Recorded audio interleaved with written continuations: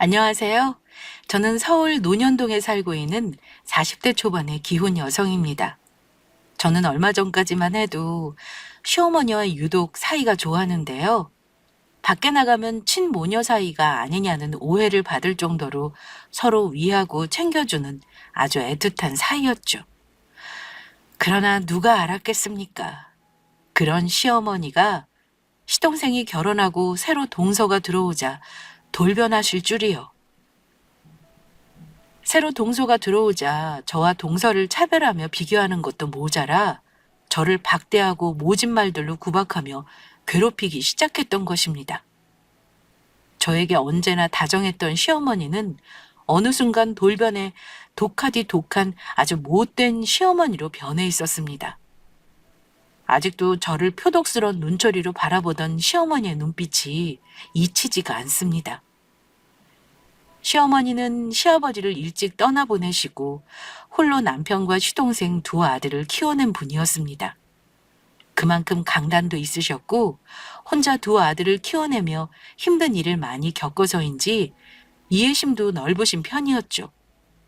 그나마 다행이라면 시아버지가 떠나시면서 남기신 유산이 있어 넉넉하지는 않았지만 먹고 사는 데는 크게 지장이 없었다는 것이었습니다. 중간중간 추가로 돈이 필요할 때면 시어머니께서도 따로 일을 나가셨고요.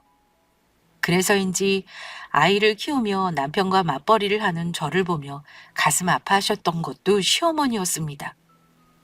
그래서 저를 보면 시어머니의 젊은 시절이 생각난다며 몹시 안타까워하셨죠. 요즘 회사 다니기 힘들지 않아? 영진이도 회사에서 인정받아 팀장으로 승진했겠다.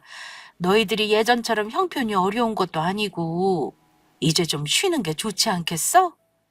아니에요, 어머니. 물론 이제 그이 혼자 벌어도 저희 돈 걱정 없이 편히 살 수 있는 형편이지만 버릇이 돼서 그런가 저는 일하는 게 좋더라고요. 창현이도 초등학교 6학년이라 곧 있으면 중학교 올라가고 앞으로 대비해서 더 열심히 살아야죠. 아이고, 그래도 내가 보기 안타까워서 그렇지. 젊었을 때 가진 것 없는 우리 영진이한테 시집 와서 창현이 키우면서 직장 생활까지 하고. 아가, 네가 얼마나 고생했어.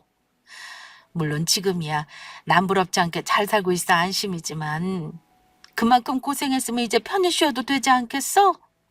아가, 너 보면 내가 항상 미안하고 고맙고 그래.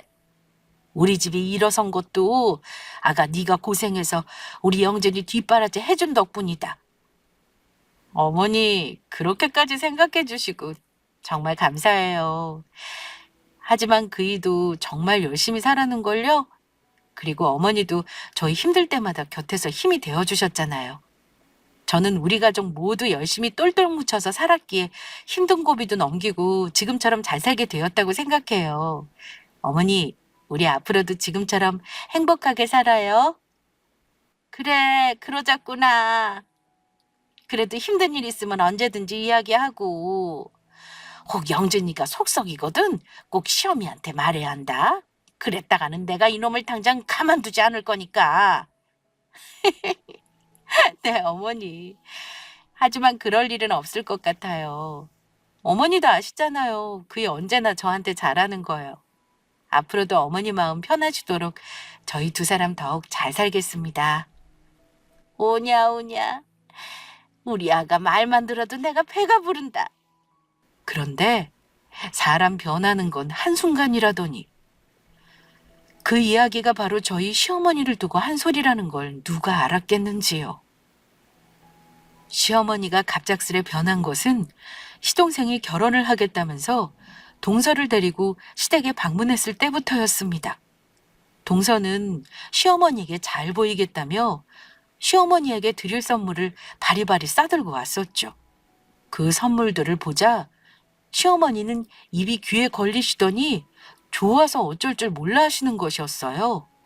그도 모자라 동서가 대기업 다닌다는 말에 시어머니는 굉장히 반가워하더니 저를 대놓고 무시하며 냉대했습니다. 정말 이게 전부 다 내 선물이란 소리니? 예, 어머니. 앞으로 어머니 둘째 며느리로 잘 부탁드린다는 제 뇌물이에요. 어머니, 많이 부족하지만 앞으로 잘 부탁드립니다. 우리 첫째도 인사하러 왔을 때 딸랑 소갈비 하나뿐이었는데 비싼 화장품에 옷들에 가방에 신발에 과일바구니에 이게 다 얼마야? 그간 있는 며느리한테도 뭘 제대로 받아본 적이 없었는데 우리 둘째 며느리 덕에 내가 뒤늦게 아주 호강하게 생겼네. 이 정도는 돼야 우리 집 며느리지. 이제야 내가 제대로 된 며느리를 보는 것 같구나. 역시 대기업 다니는 며느리라 그런지 틀리긴 틀리네. 아이고, 엄마, 그게 무슨 말이야? 우리 집 사람이 왜 해준 게 없어? 때마다 보너스 받아서 엄마 용돈 드리고 보약해드리고 엄마 아파서 병원에 입원했을 때도 회사까지 쉬면서 엄마 병수발 들어줬잖아. 큰애 너는 지금 그걸 말이라고 하니? 그거랑 이 비싼 명품 화장품이랑 옷이랑 비교가 되겠어? 첫째야 뭐하니? 우리 대기업 다니는 둘째 아가 밥 먹게 소갑이 재워놨던 거랑 반찬들 해서 상 좀 차려봐라. 아휴, 나는 우리 둘째 아가랑 이야기 좀 더 해야겠다. 그때부터였죠. 시어머니와 동서가 서로 죽고 못 사는 사이가 된 것은요. 그 이후 시댁에 갈 때면 저는 시어머니와 동서 사이에서 외톨이의 찬밥 신세를 면치 못했습니다. 그리고 동서가 시동생과 결혼 후 정말로 우리 집사람이 되자 시어머니의 차별은 더욱 심해졌습니다. 한마디로 시어머니가 볼 때 저는 어디에도 두기 싫은 못난 며느리였고 동서는 눈에 넣어도 아프지 않는 잘난 며느리가 된 것입니다. 아무리 그래도 사람을 서럽게 만들면 안 되는 건데 시어머니는 자기 행동에 제가 상처받고 있으리라는 생각은 전혀 못 하시는 것 같았습니다. 그날은 주말이었고 시어머니가 동서와 백화점에 가기로 했다면서 웬일로 저를 챙겨 불러냈었습니다. 평일 동안 늦게까지 일에 피곤한 것도 사실이었지만 오랜만에 시어머니가 저를 챙겨 불러주셨다는 사실에 기쁜 마음으로 백화점으로 달려갔었죠. 하지만 얼마 지나지 않아 시어머니가 저를 불러낸 이유를 알게 되었습니다. 시어머니는 동서와 쇼핑을 하며 물건을 들 짐꾼이 필요했던 것입니다. 그리고 그 짐꾼으로 저를 이용할 목적이었던 거예요. 그것도 모르고 저는 시어머니가 저를 불러주었다는 사실에 기뻐 바보같이 달려갔던 것입니다. 어머니, 지금 이 짐을 저 혼자 다 들란 말씀인가요? 아무리 그래도 너무 많은데요? 그러면 이것들 전부 둘째가 나 준다고 제 돈으로 산 건데 아무것도 못 사준 네가 짐이라도 들어야 하지 않겠니? 그리고 이 무거운 걸 지금 대기업 다니는 우리 귀한 둘째 보고 들라는 게 말이 된다고 생각하니?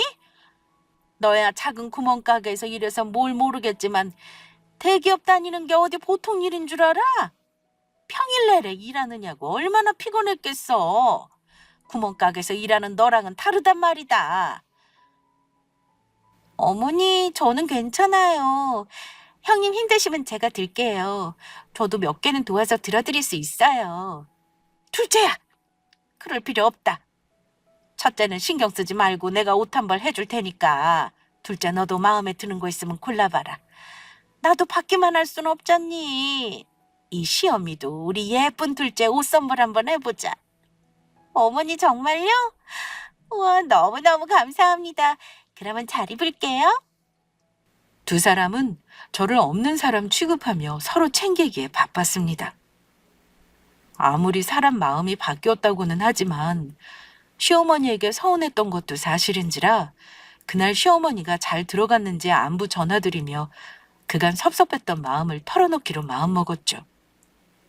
예전 시어머니를 생각하며 제가 마음을 털어놓는다면 시어머니도 잘 들어주실 거라 믿었습니다. 그러나 시어머니의 반응은 제가 예상했던 것과는 전혀 달랐습니다. 네가 섭섭할 게 뭐가 있니? 그 나이 먹고 어린 동서나 질투하고 너는 창피하지도 않니?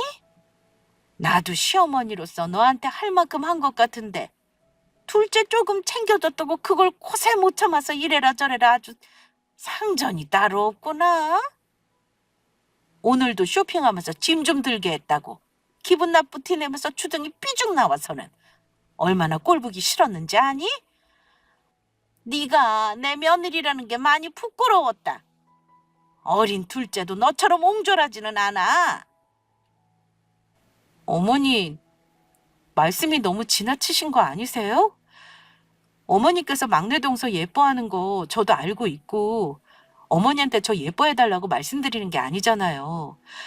그냥 적어도 동서랑 있을 때는 저랑 동서랑 비교하면서 저 무시하시는 말씀만 하지 말아달라는 건데 그게 그렇게 잘못된 건가요? 저 어머니 아들 아내고 동서랑 똑같은 어머니 며느리예요. 하지만 정작 제가 시어머니에게 충격받은 것은 다른 것에 있었습니다.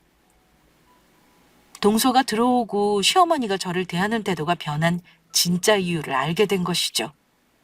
그 사실을 알고 그때 제가 받았던 충격은 정말 이만저만이 아니었죠. 막말로 너 지금 잘 사는 거 다 우리 아들 덕분 아니니? 우리 아들 벌어온 돈으로 호요식하는 거 아니냐고. 나는 네가 그동안 정말로 좋은 며느리인 줄 알았다. 그런데 대기업 다니는 둘째 며느리로 들이고 보니까 그게 아니더구나. 둘째 아가는 첫인사부터 놔준다고 이것저것 사와서 해다 바치는데 넌 그동안 나한테 해준 게 뭐니? 어차피 나한테 보내는 생활비도 우리 아들 월급에서 나오는 것일 테고 네가 나 가끔 주는 용돈이나 선물들 그거 네 월급으로 주는 것도 아니잖아. 작은 구멍가게에서 일하는 주제에 네 월급 몇 푼이나 한다고.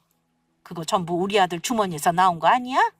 아니면 설마 너 지금 나한테 집 해준 거 그것 때문에 생색내는 거냐? 막말로 내가 살고 있는 이 집도 우리 아들이 번 돈으로 사준 거지. 네 돈으로 사준 것도 아니잖니.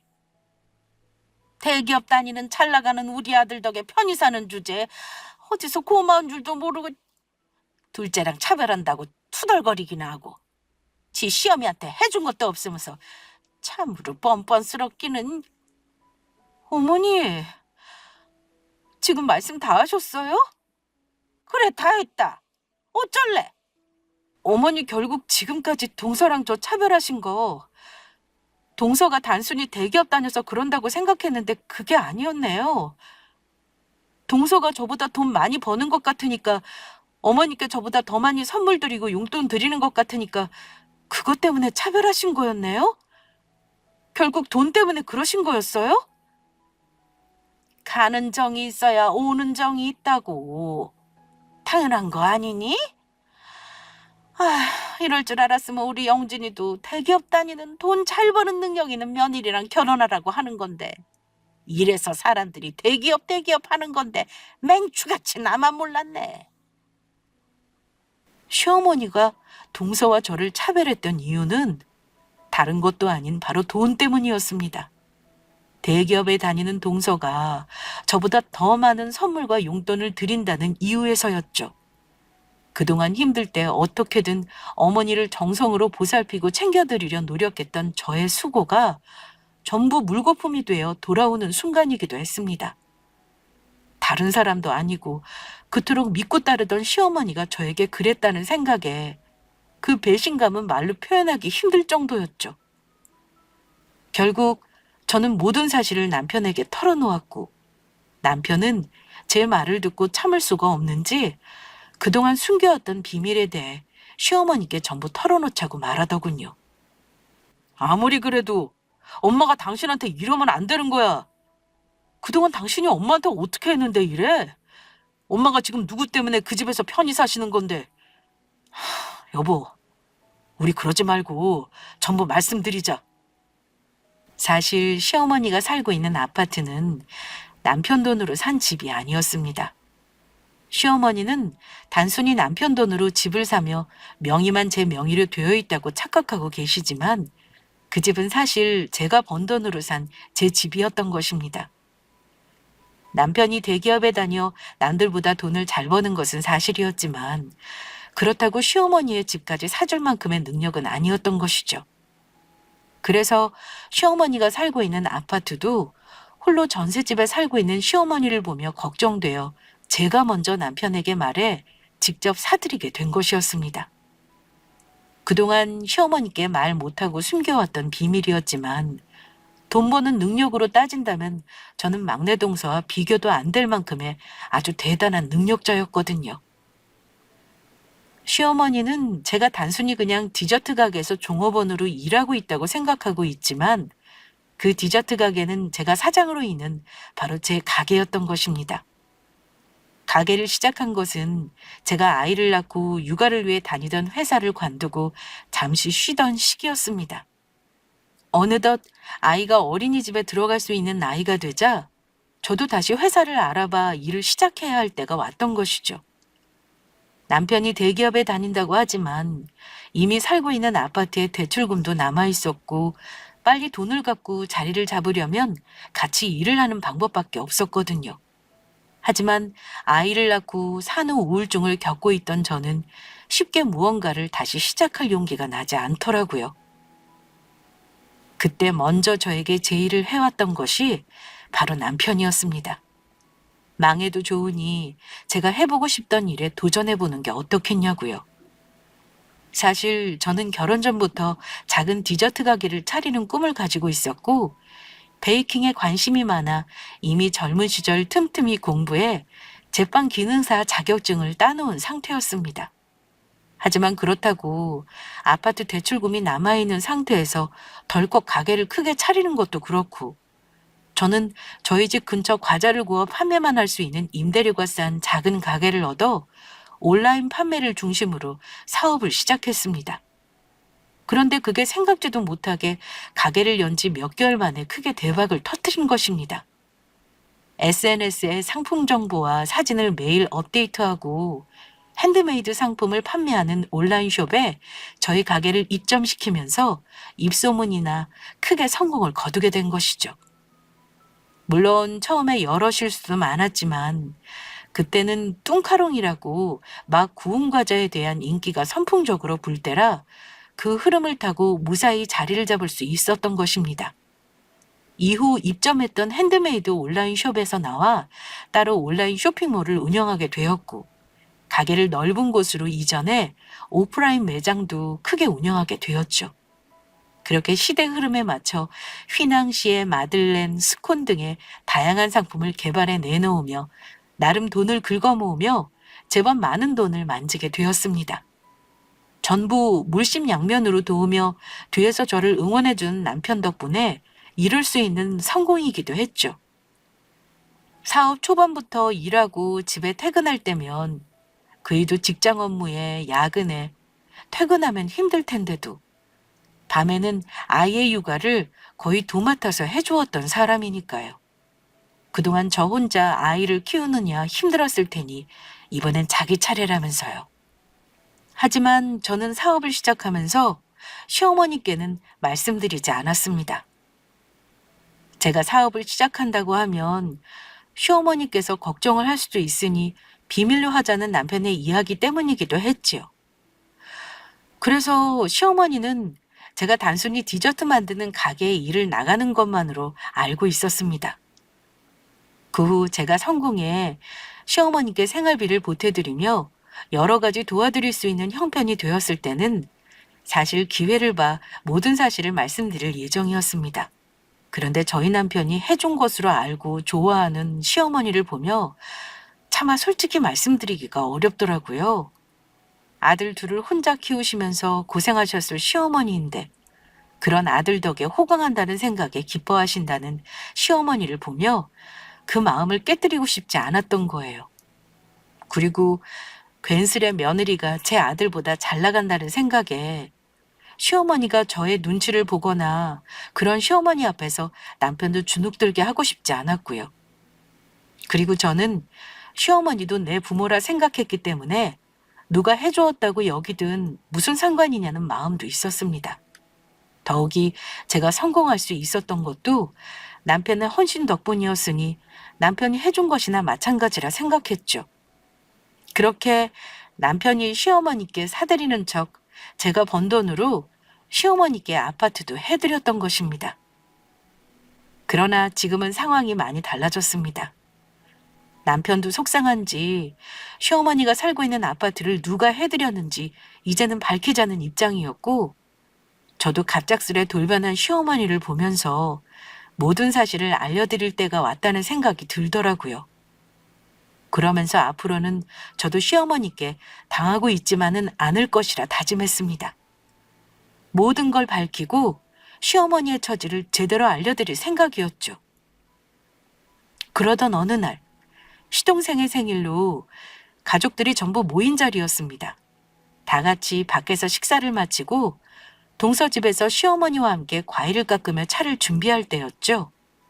그날은 주말이었는데 가게 급한 일로 직원에게 연락이 와 통화를 하기 위해 잠시 밖으로 나간 사이였습니다. 그런데 직원과 전화를 끊고 주방으로 들어선 순간 저는 그만 듣지 말아야 할 이야기를 듣고 말았습니다. 시어머니와 동서가 저를 흉보는 소리를 듣게 된 것입니다. 어쩌면 애가 저렇게 무식해서 내 말귀 하나 제대로 못 알아듣는지 모르겠다. 뭐만 하면 네? 어머니 뭐라고요? 하면서 몇 번이나 다시 묻기는 하고 행동도 굼뜨고 둔하지, 눈치 없지. 저거 아니었으면 우리 영진이 지금보다 더 잘 됐을 텐데 아주 안타까워 죽겠어. 우리 둘째 같은 똑 부러지는 착한 며느리를 첫째 며느리로 뒀어야 했는데 그때 괜히 결혼을 허락해서는 아유 답답해. 이제는 숨 쉬는 것만 봐도 아주 꼴 보기가 싫구나. 그래도 어머니가 참으셔야지 어쩌겠어요. 제가 봐도 형님 눈치도 없고 행동도 둔하고 답답하더라고요. 그리고 말하는 거 보면 어떨 때 너무 싼티 나서 같이 대화하기도 싫다니까요. 역시 그렇지. 네가 봐도 싼티 나지? 내가 봐도 무식한 게 아주 가끔은 아주 상종하기도 싫다니까. 지금 두 사람 뭐 하시는 거예요? 저 흉본 거예요? 자리에 없는 줄 알았던 제가 나타나자 시어머니와 동서는 잠시 당황한 눈치였습니다. 하지만 그도 잠시, 시어머니는 언제 그랬냐는 듯 아주 당당하게 나왔습니다. 이제 더는 저한테 아쉬운 것이 없다는 듯이요. 그래, 흉 좀 봤다. 뭐 잘못이니? 임금님 없는 곳에서 임금님 욕도 한다는데 못할 게 뭐 있냐? 그리고 네가 제대로 맏며느리 노릇했으면 내가 널 욕했겠니? 제가 어머니께 또 못한 건 뭐가 있는데요? 제가 죄가 있다면 어머니께 정말 최선을 다해 해드린 죄밖에 없는 것 같은데요. 요즘 세상에 저 같은 며느리가 또 있는 줄 아세요? 어머니는 어른이나 되셨으면서 어린 동서 앞에서 저 흉보시는 거 창피하지도 않으세요? 창피하기는 뭐가 창피하다는 거냐? 그리고 막말로 네가 맏며느리면 뭐하니? 진짜 맏며느리 노릇은 우리 둘째가 다 하고 있는데. 어머니, 정말 그렇게 생각하세요? 그렇다 말다. 어머님 말씀 똑똑히 알았어요. 나중에 그 말씀 후회나 하지 마세요. 후회는 무슨 얼어 죽을 후회. 웃기지나 말아라. 그리고 동서, 어른이 잘못하는 것 같으면 옆에서 말리지는 못할 망정 어머니랑 같이 내 흉보는 거 무슨 경우야? 동서는 동서 부모님께 그렇게 배웠어? 왜 여기서 우리 부모님 이야기가 나와요? 그리고 사실 말한 게 어떻게 욕하는 게 되는 거죠? 사실을 욕이라고 형님이 느끼신다면 형님 행동에 문제가 있다고 생각은 안 해보셨어요? 시어머니가 예뻐하자 시어머니 뒤에 숨어 저를 함부로 대하는 기세등등한 동서의 모습이었습니다. 요즘은 남 욕하려고 없는 흉을 만들어내는 것도 사실이니? 사실이랑 만들어낸 말도 구분 못하는 동서야말로 아주 싼티나고 문제가 있어 보인다. 더 늦기 전에 병원에 가봐. 동서 정신 상태가 진심으로 걱정되니까. 뭐라고요? 그리고 동서 내가 경고하는데 나중에 후회할 행동은 하지 않는 게 좋을 거야. 지금은 내가 무슨 뜻으로 하는 말인지 모르겠지만 지금 하는 행동들 전부 후회하게 될 거야. 그러든지 말든지요. 저 하나도 안 무섭거든요. 사실 시동생은 동서와 결혼하면서 서로 처지에 맞추어 반반 돈을 모아 집을 하기로 했었습니다. 그런데 시동생 체면을 생각해 남편과 상의 후 제가 도와주어 좀 더 넓은 집으로 이사하며 시동생은 집 3분의 2를 하게 된 상황이었죠. 언제나 저를 형수님으로 깍듯이 대하는 시동생 때문에 참고 있지만 저를 함부로 대해서 손해보게 될 쪽은 다름 아닌 동서였던 것입니다. 치사하지만 화가 난 상황에서 저는 당장이라도 시동생에게 도와준 돈을 당장 뱉어내라고 할 수 있는 상황이었거든요. 시어머니와 동서 모두 거기서 멈추었으면 좋으련만. 그러나 두 사람의 만행은 끝나지 않고 계속되었습니다. 가게에서 바쁘게 일을 하고 있는데 계속해 시모에게서 전화가 걸려왔고 저는 결국 받을 수밖에 없었습니다. 지금 둘째 나와서 청소 도와주고 있는데 너도 지금 와서 일 좀 도와라. 저 지금 뻔히 가게에서 일하는 거 아시잖아요. 그런데 어떻게 동선에 와서 일을 도우라는 거예요? 그리고 동서 보고도 스스로 일은 스스로 알아서 하라고 하세요. 너 그 일로 몇 푼이나 번다고 그러니? 꼭 두새벽부터 나가 일해서 쥐꼬리만 월급이다 받으면서. 오늘은 쉰다고 말하고 잔말 말고 당장 오거라. 이건 명령이다. 너 안 오면 우리 둘째가 고생할 텐데 지금 너 때문에 우리 둘째 보고 고생하라는 소리니? 고생을 하든 말든 그건 동서 일이니 동서가 알아서 해야 할 문제고요. 저는 못 가니 그렇게 하세요. 그리고 제발 어머니 정도껏 좀 하세요. 이만 끊어요. 뭐라고? 얘는 시어미가 야야! 거기에 더 당황했던 것은 시어머니 통화로 화를 삼키는 와중에 동서가 눈치 없이 제게 문자를 보내왔던 것입니다. 그것도 이제는 아예 저를 아랫사람 취급하면서요. 형님, 오실 때 어머니가 락스 떨어졌다고 락스도 좀 사오래요. 어머니 화 많이 나셨으니 더 늦기 전에 빨리 오세요. 저는 더 이상 동서를 두고만 볼 수 없었습니다. 아무래도 기강을 바로잡아야겠다는 생각이었죠. 그래서 동서를 따로 만나 불러내기로 했는데 시동생네나 저희 집도 그렇고 마땅한 장소가 없어 동서네 집 근처 공원에서 만나기로 했죠. 그러나 제대로 상황이 파악이 될 리 없던 개념 없는 동서의 행동은 막장이나 다름없었습니다. 동서, 지금 나랑 뭐 하자는 거야? 동서 인성 보면 동서 같은 인간한테 어른 대접 받을 가치가 있나 싶어서 내가 많이 참아주고 있는데 아무리 그래도 우리 서로 지킬 건 지키자고. 최소한 서로에 대한 예의는 지키란 소리야. 지금 동서 나이가 몇 살인데 시어머니 힘 믿고 뒤에 숨어서 어린아이처럼 까불기나 하고. 그러는 형님이야말로 어른으로서 한 게 뭐가 있는데요. 나보다 시어머니한테 용돈이랑 선물도 많이 못하는 주제. 어차피 우리 남편 형한테 빌부터 살고 있으면서 뭐가 잘났다고 저한테 큰소리세요?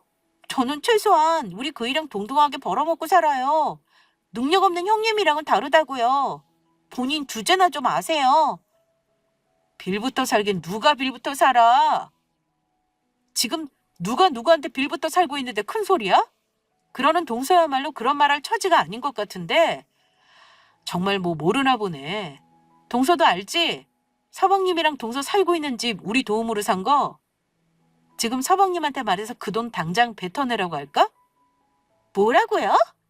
이 아줌마가 진짜 자기 돈으로 도와준 것도 아니면서 그거 다 시아주버니 돈으로 도와준 거잖아. 네가 뭔데 뱉어라 말아야. 솔직히 말해봐. 너 지금 어머니가 살고 있는 아파트 노리고 그러는 거지? 어머니가 나만 예뻐하니까 어머니가 살고 있는 그 집 우리 줄 것 같으니까 불안해서 그러는 거잖아. 아줌마가 아무리 난리 쳐봐. 어머니가 그 집을 아줌마한테 주나. 그 아파트 어머니가 우리 준다고 했거든? 동서의 말에 저는 폭소하고 말았습니다. 동서가 시어머니한테 그토록 잘한 이유를 알게 되었으니까요. 동서는 그동안 시어머니가 사는 아파트를 노리고 시어머니께 지극정성으로 잘해드렸던 것입니다. 경쟁자라고 생각한 저를 물리치기 위해 저를 미워하는 시어머니를 보며 때는 이때다 싶어 더욱 부추겨 저의 험담을 늘어놓았던 것이고요.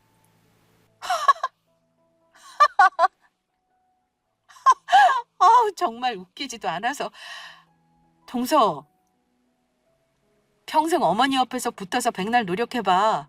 그 집에 동석거가 될 수가 있나. 진짜 웃겨 죽겠네. 그래서 그렇게 어머니한테 잘했던 거였어? 그런데 이걸 어쩌나? 어차피 그 아파트 내 건데. 영원히 동서 아파트 될 일 없다고. 나야말로 어이가 없네. 아줌마, 역시 그래서 날 괴롭혔던 거구나. 정말로 어머니 아파트 노리고 그런 거였어? 오늘 일 전부 내가 어머니한테 이를 거야. 어디 한번 일러봐. 하나도 안 무서우니까. 그런데 그러면 네가 어머니한테 잘한 것도 아파트 노리고 그런 거 들통날 텐데 정말 괜찮겠어? 이게 진짜 보자 하니까. 말로는 안 되겠는지 악에 바친 동서가 저한테 달려들었습니다. 하지만 그동안 베이킹한 실력으로 체력과 팔림을 키워온 저한테 동서는 상대가 안 되었죠. 저는 저를 때리려는 동서를 몇 대 쥐어박아주며 팔을 꺾어버렸습니다. 이거 나 당장 놓으라고.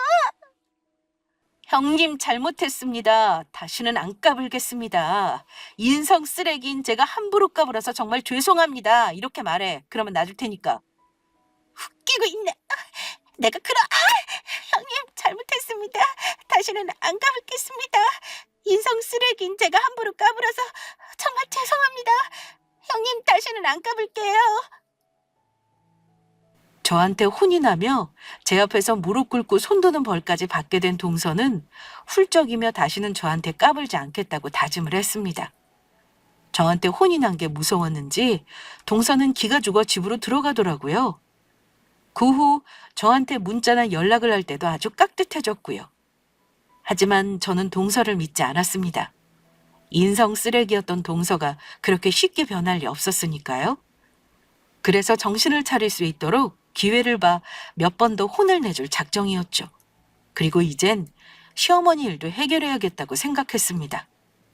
그런데 며칠 후 시어머니가 퇴근하고 시댁으로 오라며 저를 저녁에 부르더라고요. 둘째랑 오늘 만나기로 했는데 울먹이면서 못 나가겠다고 하더구나. 네가 둘째 만나서 때렸다며? 그것도 내가 둘째만 예뻐하는 것 같으니까 질투나서. 너는 도대체 나이를 어디로 먹은 거니? 나이가 몇 살인데 어린 동서를 질투나 해서 무식하게 때리기나 하고 뭐 하는 짓이냐고. 어머니, 동서 거짓말하는 거예요. 먼저 저를 때리려고 한 것도 동서고요. 그리고 저도 어머니께 드릴 말씀이 있어서 만나자고 하려고 했어요. 됐고, 너 그딴 식이면 우리 첫째랑 이혼해라. 대기업 다니는 둘째 며느리 얻고 보니 알겠더라. 능력 있는 며느리 두고 사는 게 능력 없는 며느리 두고 사는 거랑은 아주 천지 차이라는 것을.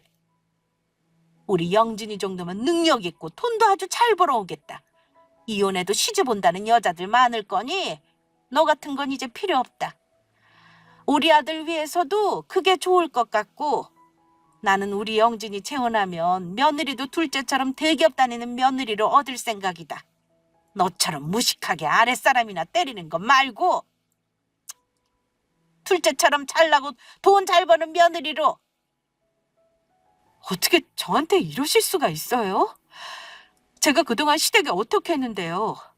그리고 어머니는 하나뿐인 손주 생각은 안 하세요? 너 같은 며느리보다는 대기업 다니는 돈 잘 벌고 능력 있는 계모가 창현이한테는 더 좋을 수도 있다고 본다. 그리고 네가 시댁에 뭐 한 게 있다고 생색이니? 두말하지 않겠다. 우리 영진이랑 이혼하는 것으로 알고 있을 테니 되도록 빠른 시일 내에 두 사람 갈라서도록 해라. 알겠니? 어머니, 오늘 일 후회하시게 될 거예요. 앞으로 벌어질 일 전부 어머니가 자초하신 거니까 후회하지나 마세요. 저는 그날 남편에게 시어머니와 있었던 일을 전부 털어놓았습니다. 저희 두 사람에게서 갈라서라고 했다는 시어머니의 말에 남편은 적잖이 충격을 받은 것 같더라고요. 그날 이후 시어머니는 남편에게까지 직접 연락해 몇 날 며칠을 괴롭히며 저와 헤어지기를 종용했습니다. 남편은 저에게 미안하다며 사과했고 저희 두 부부는 큰 결심을 하게 되었죠. 시어머니와 보지 않고 살기로 결정을 내릴 수밖에 없었던 것입니다. 남편도 시어머니에 대한 배신감이 큰 것 같았습니다. 그런 와중에 시아버지의 제삿날이 찾아왔고 저희 가족들은 원치 않게 전부 모이게 되었죠. 어느 때보다 썰렁한 분위기에서 제사는 치러졌고 혹 무슨 일이 있을지 몰라 저희는 아이를 미리 친정에 맡겨둔 상황이었습니다. 무거운 분위기 속에 먹는 둥 마는 둥 하는 식사가 끝나고 저는 음식을 정리하는 동안 동서에게 설거지를 하라고 시켰습니다. 시어머니가 있었지만 저한테 혼난 게 무서웠는지 동서는 군말 없이 설거지를 시작하더라고요. 그런데 그 행동을 지켜보던 시어머니가 저의 머리채를 잡는 것이었습니다. 이딴 건 네가 해야지. 돈도 못 버는 주제 어디서 형님 노릇이야. 너 그리고 우리 큰애랑 당장 갈라서라고 했는데 왜 지금까지 아무 말이 없어? 내 말 무시하는 거니? 저는 있는 힘껏 시어머니의 팔을 뿌리쳤습니다. 제가 웬만하면 어머니 행동을 참아주려고 했는데 더는 안 되겠네요. 니까짓 게 안 참으면 어쩔 건데. 어머니, 당장 이 집에서 나가주세요. 사실 이 아파트 제 돈으로 어머니 사드린 거였어요. 그러니까 지금 당장 제 집에서 나가시라고요. 이게 어디서 무슨 말도 안 되는 소리야? 시어머니는 제가 화가 나 거짓말을 한다고 생각했는지 다시 제 머리채를 잡으려고 하더라고요. 하지만 그런 시어머니를 팔을 재빠르게 잡은 것은 저희 남편이었습니다. 엄마, 이게 무슨 짓이야? 내 집사람한테 지금 뭐 하는 짓이냐고. 이게 안 되니까 되도 않는 헛소리를 하는데 그러면 내가 가만히 있게 생겼니? 네가 힘들게 벌어다 사준 이 집을 지가 사준 거라고 헛소리를 하잖니. 지가 뭔데 나를 이 집에서 나가라 말아야. 엄마, 전부 이 사람 말이 맞아. 이 아파트 집사람이 번 돈으로 엄마 사드린 거였다고. 그동안 집사람이 나 기살려준다고 엄마한테 내가 사준 거라고 말한 건데 엄마 그것도 모르고 그동안 우리 집사람 무시하며 괴롭혔지? 집사람이 엄마 전셋집 산다고 걱정해서 먼저 이 아파트도 사주자고 했던 거라고. 사실 지금 집사람이 일하고 있는 디저트 가게 전부 이 사람 거야. 집사람이 그거 사장이라고. 처음엔 집사람 사업한다고 하면 엄마 걱정할 것 같아서 말씀 안 드렸던 것 뿐인데 어떻게 이럴 수가 있어? 그러니까 첫째가 다닌다던 그 장사 잘 된다는 큰 디저트 가게가 전부 첫째 거라는 거니? 그래서 이 집도 첫째가 사준 거고? 집사람은 엄마한테 해드린다고 해드렸는데 지금 이게 뭐야? 요즘 세상에 이런 며느리가 어디 있다고. 나는 그것도 모르고. 아가, 그러니까 첫째야. 내가 정말 미안하구나. 내가 전부 잘못했다. 어머니 됐고요. 저는 앞으로 어머니 안 보고 살겠습니다. 어머니 저보고 그이랑 이혼하라고 하셨죠? 그런 분 시어머니로 전 못 모시고 사니까 그렇게 아세요. 한 달 정도 시간 드릴 테니까 그 안에 어머니 짐 전부 빼서 나가주시고요. 물론 제가 사드린 가전이나 가구 전부 놓고 나가셨으면 해요. 그리고 그이랑 상의해서 정한 건데 앞으로는 어머니 생활비 보내드리는 일도 없을 거예요. 앞으로는 어머니 잘난 둘째 며느리한테 받아서 생활하세요. 영준아, 네가 첫째 좀 말려봐라. 내가 여기서 나가면 어디서 살라고 그러는 거니? 엄마 보는 것도 오늘이 마지막이야. 우리가 정말 고민 많이 했거든? 엄마 때문에 몇 날을 고민하며 같이 울었는지 몰라. 그런데 아무리 가슴 아파도 우리는 이렇게 부모와 자식 간의 연을 끊는 게 맞는 것 같아. 엄마 욕심 채우겠다고 나보고 우리 집사람이랑 이혼하라고? 엄마 욕심 때문에 엄마는 손주까지 엄마 없는 아이로 만들려고 했어. 잘 사는 우리 가정까지 깨트리려고 했다고. 미안하지만 나는 엄마보다 우리 집사람이랑 창현이가 더 중요해. 그러니까 엄마는 앞으로 엄마가 그렇게 좋아하는 둘째 며느리랑 같이 살아봐. 시어머니 옆에서 모든 상황을 지켜보던 동서도 남편의 말에 놀란 것인지 휘둥그레진 눈으로 저를 바라보더라고요. 그래서 전 그런 동서를 향해 몇 마디 해주었습니다. 동서 내가 살고 있는 그 집도 사실 내가 보내줘서 살 수 있는 집이야. 몰랐지? 우리 그이가 아니라 내가 번 돈, 내 돈으로 동서랑 서방님 사는 아파트 도와준 거라고. 그래서 내가 말했지. 후회할 행동은 하지 말라고. 지금 누가 누구한테 빌부터 사는 건데? 형님, 제가 그동안 까불고 예의 없게 굴어서 죄송해요. 그러니까 형님이 저희 집 살 때 도와주신 돈 제발 뱉어내려고만 하지 말아주세요. 제가 전부 다 잘못했어요. 됐고, 앞으로 동서도 다시는 나랑 얼굴 보는 일 없었으면 좋겠어. 너 같은 인간 내 손 아래 사람이라 여기고 싶지 않으니까. 동서가 서방님이랑 같이 사는 동안 두 번 다시 동선에 도와주는 일은 없을 테니까 그렇게 알고, 싼티 나는 이만 떠나줄 테니까 도와줬던 돈도 차근차근 전부 뱉어내는 게 좋을 거야. 제발요. 제가 전부 잘못했다니까요. 말을 마친 저와 남편은 시어머니 집에서 나오려고 했습니다. 그러자 시어머니는 남편과 저의 바짓가랑이를 붙잡고 놓아주지 않더라고요. 그 옆에서 동서는 제발 한 번만 봐달라며 빌기 바빴고요.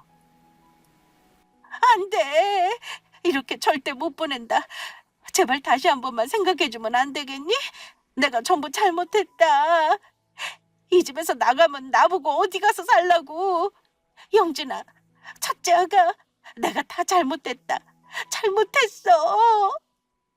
형님, 제가 전부 잘못했다니까요.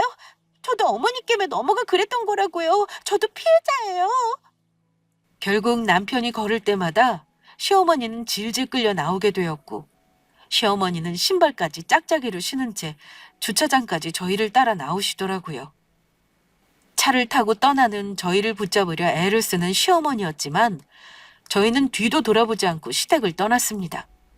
그 후 시어머니는 저희 집까지 찾아오며 수시로 저희 부부를 만나려 했지만 다시 한번 찾아왔다가는 호적을 봐서 나올 거란 남편의 경고에 더는 찾아오지 않게 되었습니다. 정말로 시어머니와 연을 끊게 된 것이죠. 이후 오갈 데가 없어진 시어머니는 동선에서 한동안 지내게 되었는데요. 그것도 오래가지는 못했던 것 같습니다. 동서가 시어머니한테 잘해주었던 이유는 시어머니의 아파트를 노리고 그랬던 것인데, 그 아파트가 사실 시어머니 것이 아닌 게 시어머니 행동으로 전부 들통이 나게 되었으니까요. 동서는 그 일로 시어머니를 계속 구박했다고 합니다. 시어머니 때문에 잘 나가는 형님도 못 알아보고 밉보여서 얻어먹을 수 있는 콩고물도 못 얻어먹게 되었다면서 갚지 않아도 되는 큰돈까지 갚게 생겼다고요. 게다가 동서가 저에게 함부로 했다는 사실을 뒤늦게 알게 된 시동생은 그런 동서가 시어머니까지 구박하고 있다는 사실을 알고 많이 싸운 것 같더라고요. 그러다 결국 이혼까지 하게 되었고요. 동서가 시동생을 많이 좋아했는지 끝까지 매달렸지만 소용이 없었다고 합니다. 시동생과 동서는 이혼하면서 당연히 아파트도 팔게 되었고, 서로 아파트를 살 때 본인들이 들인 돈만큼 정확히 나누어 정리했다고 합니다. 시동생은 시어머니와 저희가 연을 끊게 된 것이 자기가 결혼을 잘 못해 동서를 잘못 들여 그런 것이라고 생각한 것인지 미안하다고 사과를 하며 아파트를 살 때 보태주었던 돈을 저희에게 다시 돌려주었습니다. 그러면서 시동생도 시어머니한테 많이 실망한 탓인지 시어머니와 연을 끊게 되었고요. 그래서 시어머니는 결국 오갈 곳 없는 낙동강 오리알 신세가 되고 말았습니다. 더는 돌봐준 가족들도 없게 된 시어머니는 시아버지가 돌아가시며 남긴 조금 남은 유산으로 난방도 제대로 안 되는 옥탑방에 새를 구해 혼자 살고 계시다고 하네요. 사는 입에 풀칠은 해야 하기에 늦은 나이 식당에 들어가 설거지 일을 하게 되었고요. 가족들 모두 행복하게 살 수 있는 상황이었는데도 시어머니의 그릇된 행동이 스스로의 인생까지 망쳐버린 것입니다. 돈에 눈이 멀어 시어머니가 자초한 것이죠. 자식들에게까지 큰 상처를 안겨주면서요.